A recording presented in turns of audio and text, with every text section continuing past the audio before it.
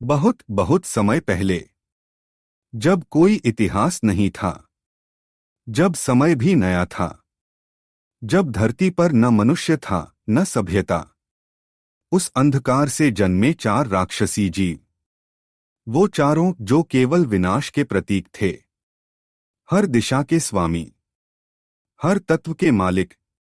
उन्हें लोग भूल चुके थे, लेकिन वो कभी मरे नहीं। वो सो गए। उत्तर दिशा से जागा बेहेमथ, एक जीव जिसकी देह पर्वतों से भी ऊंची थी। उसकी पीठ पर जंगल उगते थे। उसकी त्वचा ऐसी थी जैसे चट्टानें, और उस पर गहरी दरारें थीं जिनसे लावा रिसता था। उसकी आंखें सुलगते हुए अंगारों जैसी जलती थीं। उसकी सांसों से हवा गर्म हो जाती थी, और जब वह गरजता था तो उसकी ध्वनि से महाद्वीप हिल जाते थे। उसके विशाल सींग आसमान को छूते थे, और उसकी पूंछ की एक हलचल से नदियां अपने किनारे तोड़ देती थीं। कहा जाता है कि उसकी शक्ति इतनी प्रचंड थी कि उसने पृथ्वी के पहले महाद्वीपों को तोड़ दिया।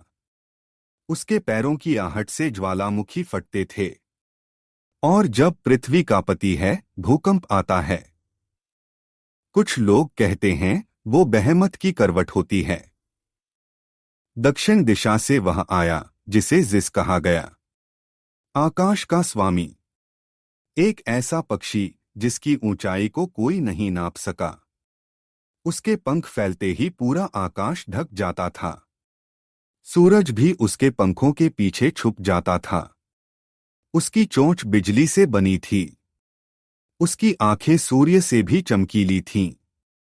एक बार जिज ने अपने पंख फड़फड़ाए, और पूरे रेगिस्तान में तूफान आ गया। उसकी चीख से बादल फट जाते थे, और बेमौसम बारिश होने लगती थी। कहा जाता है उसकी उड़ान से आकाश की सीमा टूट जाती थी। जब कभी आसमान में काले बादल घिरते हैं और तूफान अचानक पैदा होते हैं। कुछ मानते हैं वो जिस का साया है।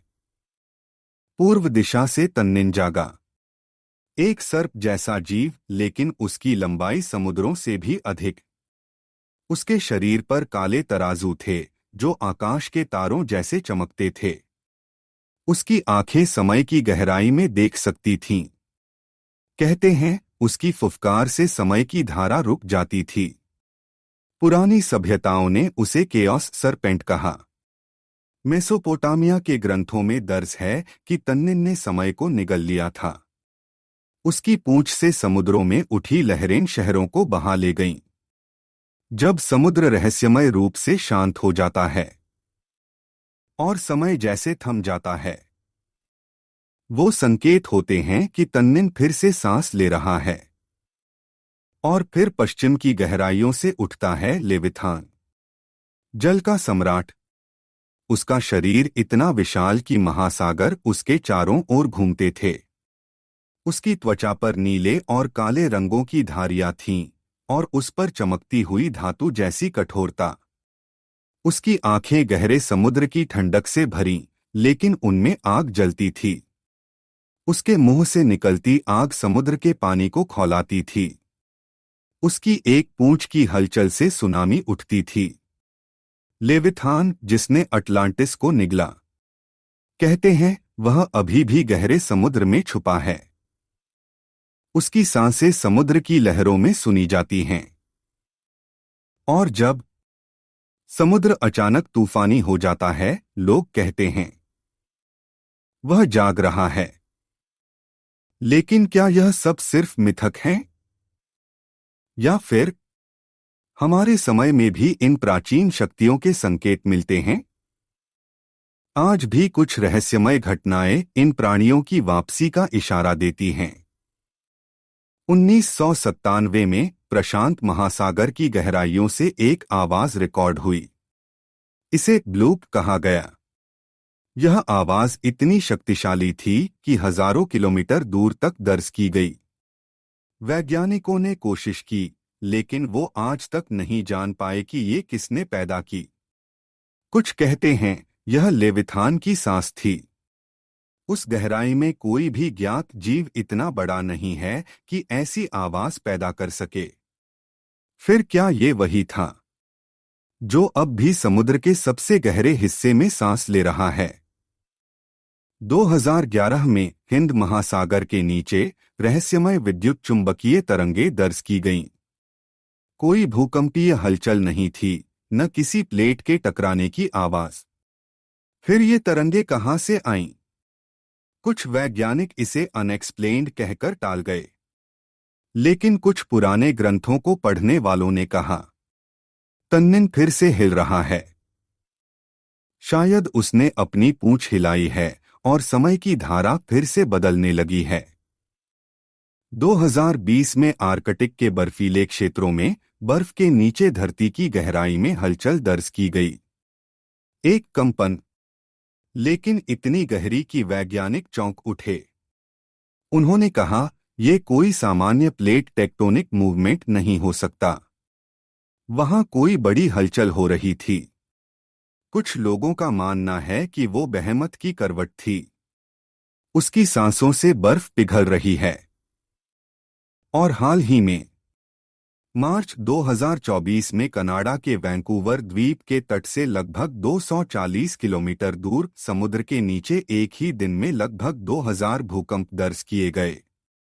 वैज्ञानिकों का मानना है कि समुद्र तल दो हिस्सों में बंट रहा है, जिससे नई समुद्री परत बन रही है।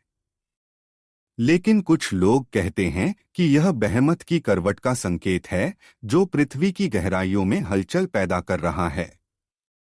अक्टूबर 2024 में एक 3 फीट चौड़ा क्षुद्रग्रह, जिसे 2024 यूक्यू नाम दिया गया, खोजे जाने के 2 घंटे बाद ही कैलिफोर्निया के पास प्रशांत महासागर में गिर गया। यह घटना वैज्ञानिकों के लिए चौंकाने वाली थी। कुछ मानते हैं कि यह लेविथान की गतिविधियों का परिणाम हो सकता है, जो समुद्र की गहराइयों में हलचल पैदा कर रहा है। नवंबर 2023 में जापान के आइवोतो द्वीप के पास समुद्र में एक ज्वालामुखी विस्फोट हुआ, जिससे 200 मीटर लंबा नया द्वीप उभर आया। यह घटना वैज्ञानिकों के लिए रहस्य बनी हुई है। पुराने जानकार कहते हैं, यह तन्निन की गतिविधियों का संकेत है, जो समुद्र की गहराइयों में हलचल पैदा कर रहा है।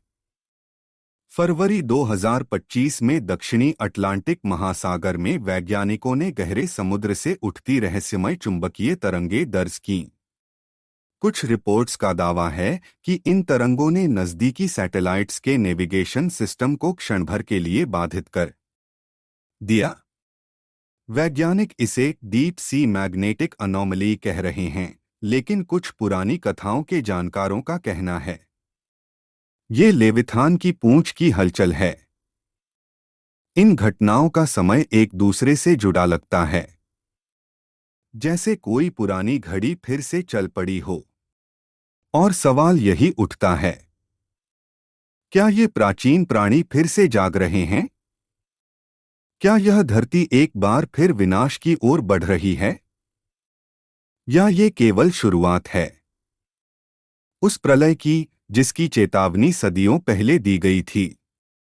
कहते हैं, जिस दिन ये चारों एक साथ जाग जाएंगे, उस दिन धरती की नियति बदल जाएगी। आकाश में अजीब रंग दिखेंगे। समुद्र का पानी खून में बदल जाएगा। धरती फट जाएगी। और फिर एक नई शुरुआत होगी। लेकिन तब तक सवाल यही रहेगा, क्या लेविथान अब भी जीवित है? क्या वह फिर से जागेगा? या फिर वह पहले ही जाग चुका है और देख रहा है तुम्हें, हम सभी को?